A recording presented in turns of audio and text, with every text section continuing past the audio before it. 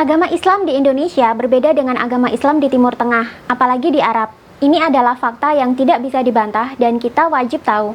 Sebab, banyak generasi muda yang menganggap Arab adalah role model satu-satunya dalam hal praktek beragama Islam.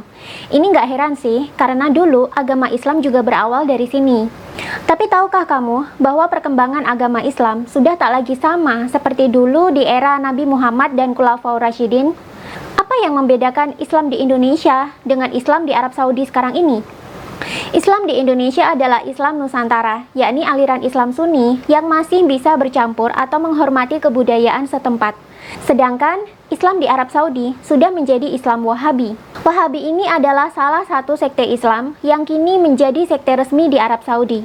Namun, sekte ini beraliran keras dan bertujuan untuk membersihkan ajaran Islam dari segala bentuk percampuran budaya lokal dan adaptasi dengan adat istiadat negara setempat. Di tangan Wahabi, Islam menjadi agama yang keras, suka membid'ah-bid'ahkan budaya tertentu, suka menganggap orang lain yang tidak sependapat sebagai kafir dan sesat, tidak toleran, dan cenderung menolak percampuran dengan budaya lain selain ritual Islam yang mereka klaim itu adalah yang diajarkan oleh Nabi Muhammad dulu.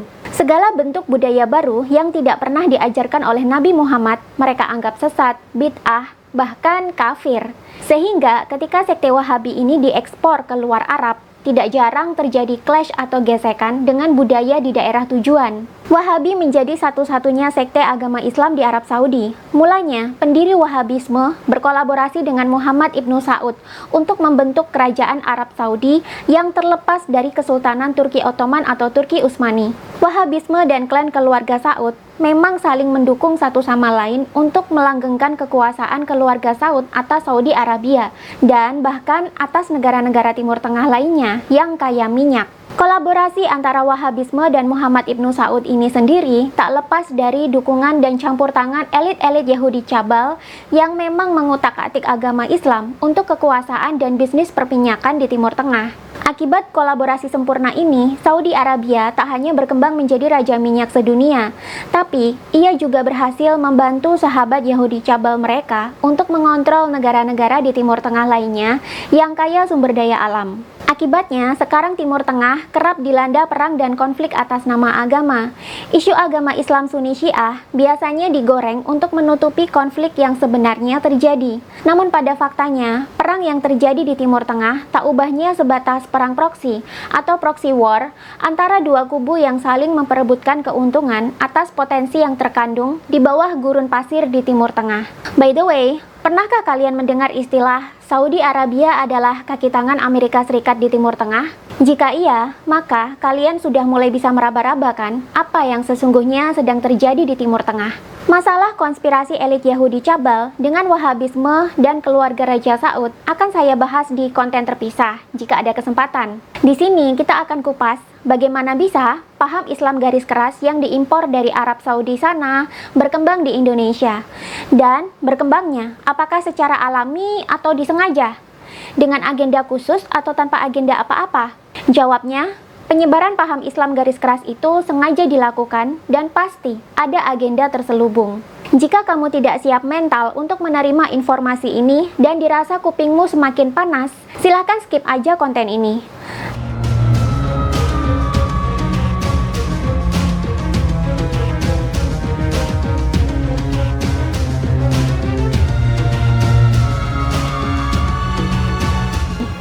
Semenjak harga minyak melambung di tahun 1973, Wahabisme di Arab memiliki cadangan dana yang sangat besar.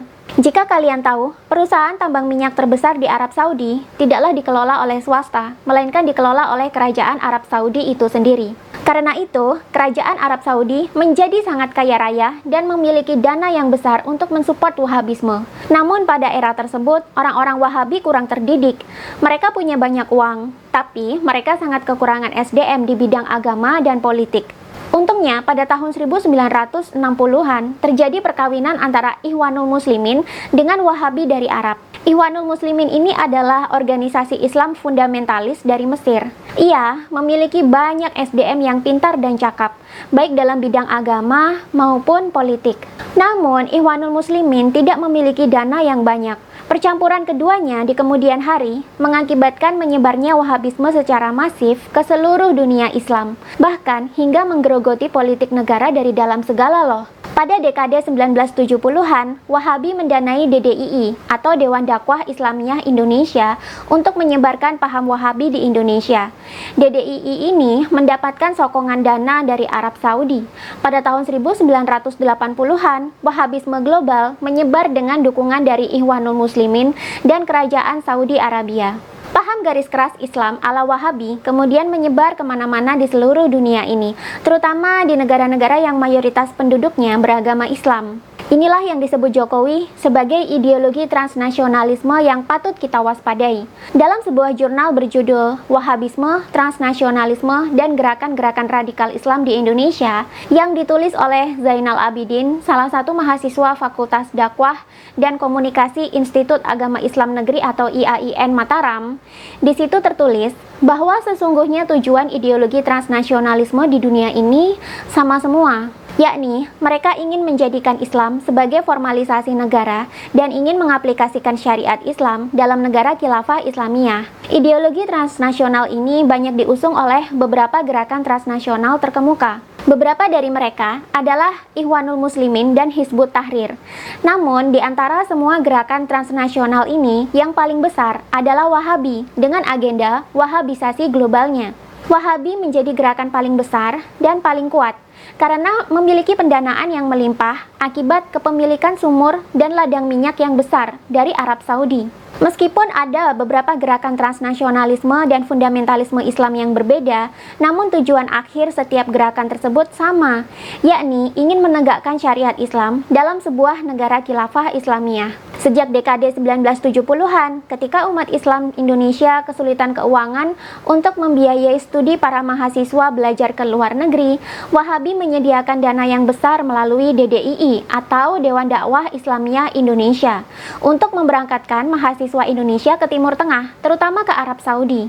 Di sana mereka belajar tak hanya agama Islam, tapi juga mempelajari ideologi dan budaya-budaya Wahabisme. Ketika mereka pulang ke Indonesia, mereka menjadi penyebar paham Wahabi ini ke negara kita melalui dakwah-dakwah mereka, baik di perguruan-perguruan tinggi maupun di masjid-masjid. Makanya, jangan heran jika sekarang banyak mahasiswa dan anak-anak milenial yang banyak terpapar radikalisme dan intoleransi.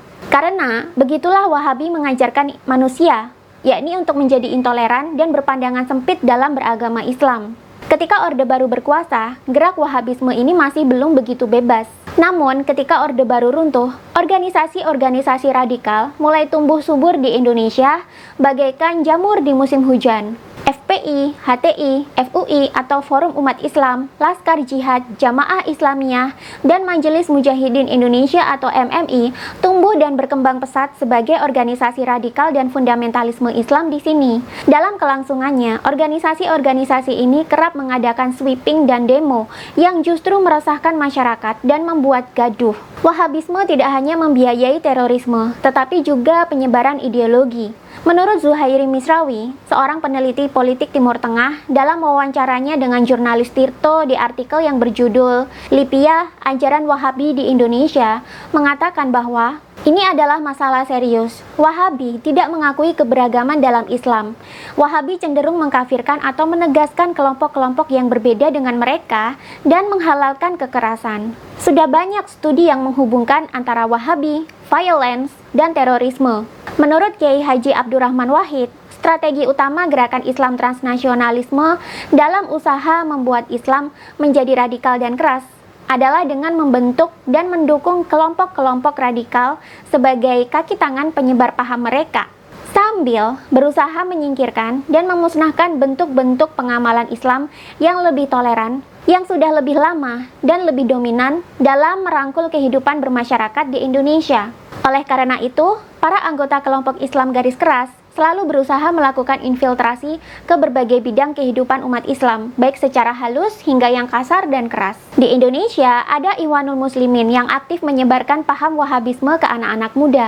Ikhwanul Muslimin awalnya hadir di Indonesia melalui lembaga-lembaga dakwah kampus yang kemudian menjadi gerakan tarbiyah. Mereka banyak melakukan kajian agama, diskusi, dan pelatihan kepemimpinan untuk mahasiswa-mahasiswa Muslim. Tapi tentu saja dengan ramuan paham Wahabisme yang disusupkan ke dalam kegiatan mereka. Makanya jangan heran kalau banyak anak-anak kampus sekarang semakin mudah terpapar ke dalam radikalisme beragama sejak mengikuti kajian agama di kampus. Sebab gerakan semacam ini sudah dimulai sejak tahun 1980-an. Gerakan tarbiyah ini kemudian melahirkan Komite Aksi Mahasiswa Muslim Indonesia atau KAMI. Sejumlah tokoh KAMI ini kemudian mendirikan Partai Keadilan atau PK yang dibentuk pada tahun 1998. Tidak lama setelah lengsernya Presiden Soeharto. Pada tahun 2003, Partai Keadilan berubah menjadi Partai Keadilan Sejahtera atau PKS dan mendapatkan suara yang signifikan pada pemilu tahun 2004. Hingga kini, PKS menjadi partai Islam yang namanya cukup besar. Namun sayangnya, keberadaan PKS kerap disebut ada di balik dukungannya terhadap kader-kader politik yang aktif memainkan isu agama untuk memenangkan pemilu. Secara formal, PKS memang menyatakan dukungannya terhadap format negara Islam yang ada, yakni Republik Kesatuan atau NKRI, yang berdasarkan pada ideologi yang netral. Namun, dokumen doktrinal partai sangat jelas memandang islamisasi negara secara komprehensif dan penerapan syariah sebagai tujuan jangka panjang. Buku PKS yang sudah lama diterbitkan, yang berjudul Platform dan Falsafah Perjuangan, menyatakan, bagi Muslim, mempunyai negara yang bebas menerapkan nilai-nilai Tuhan dan syariatnya merupakan kewajiban. Dalam Islam, tidak dikenal pemisahan agama dan negara adalah prinsip utama dalam Islam, serta sejarah yang panjang dalam Islam. Negara bisa disebut Islami ketika syariah, sebagai ketetapan langsung Tuhan, menduduki posisi tertinggi dalam mengatur semua urusan. Dari uraian tersebut sudah jelas bahwa PKS sebagai kepanjangan tangan Ikhwanul Muslimin dan Wahabi sedang berusaha keras untuk mewujudkan syariat Islam menjadi kenyataan dalam ideologi bernegara di Indonesia. Tak hanya melalui dakwah-dakwah di kampus, paham Wahabisme juga disebarkan melalui perguruan tinggi khusus. Tahun 1980, Arab Saudi mendirikan sebuah perguruan tinggi yang bernama LIPIA atau Lembaga Ilmu Pengetahuan Islam dan Arab di Jakarta. LIPIA ini didanai dan dikelola langsung oleh Arab Saudi melalui Universitas Islam Imam Muhammad Ibnu Saud di Riyadh, Arab Saudi. Pengelolaan LIPIA juga diawasi langsung oleh Kedutaan Arab Saudi di Jakarta. Kuliah di sini gratis sih, sampai ke biaya seragam dan buku-buku pun juga gratis. Bahkan mahasiswa yang kuliah di sini pun mendapatkan gratis uang saku bulanan loh. Namun ketika lulus, bisa dipastikan mereka akan turut berperan dalam penyebaran paham Wahabisme ke lingkungan sekitar mereka. Para alumninya banyak yang fokus mengadakan halakoh atau diskusi agama di masjid-masjid. Pengaruh LIPIA dalam gerakan politik PKS pun tidak terpisahkan. LIPIA banyak melahirkan aktivis yang terlibat aktif dalam PKS dan memperkuat partai ini.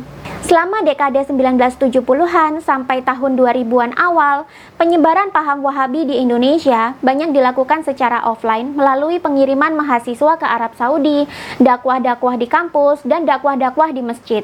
Dulu, banyak orang tua yang mewanti-wanti anaknya untuk berhati-hati dalam memilih pengajian di masjid, karena dikhawatirkan justru akan menjerumuskan anak muda ke dalam paham beragama yang sempit dan radikal. Kalau sekarang, apakah penyebaran paham Wahabi ini hanya melalui dakwah-dakwah offline saja? Jangan lupa, perkembangan teknologi informasi dan komunikasi juga bisa mempercepat penyebaran paham ini.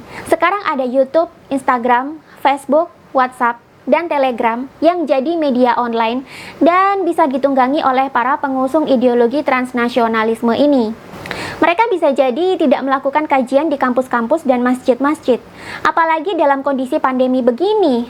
Tapi bagaimana dengan Facebook, Instagram, YouTube, dan grup-grup WhatsApp atau grup-grup Telegram teman-teman kita, anak-anak Anda, saudara Anda?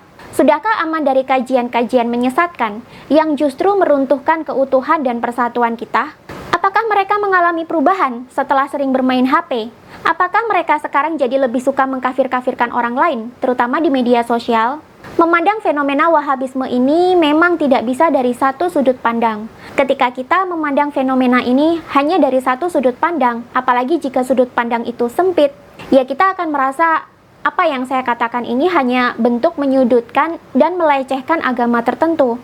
Padahal bukan. Agama memiliki beragam aliran, ada yang keras, ada yang toleran. Di Indonesia, Islam yang berkembang adalah Islam Nusantara yang toleran dan bisa bercampur dengan kebudayaan lokal yang beragam. Ketika Wahabisme masuk ke Indonesia, mulai ramai terdengar tuduhan bid'ah, sesat, dan kafir di mana-mana. Dan tentu saja, siapapun yang mengkritik mereka akan dihajar sampai habis. Biasanya sih dihajar secara mental. Jika paham ini dibiarkan, maka persatuan NKRI yang Bhinneka Tunggal Ika bisa terancam. Dan tak menutup kemungkinan kita akan berakhir seperti Timur Tengah yang banyak dirundung konflik dan perang atas nama agama. Padahal di balik paham agama tersebut, ada kepentingan politik dan ekonomi yang tak banyak diekspos media.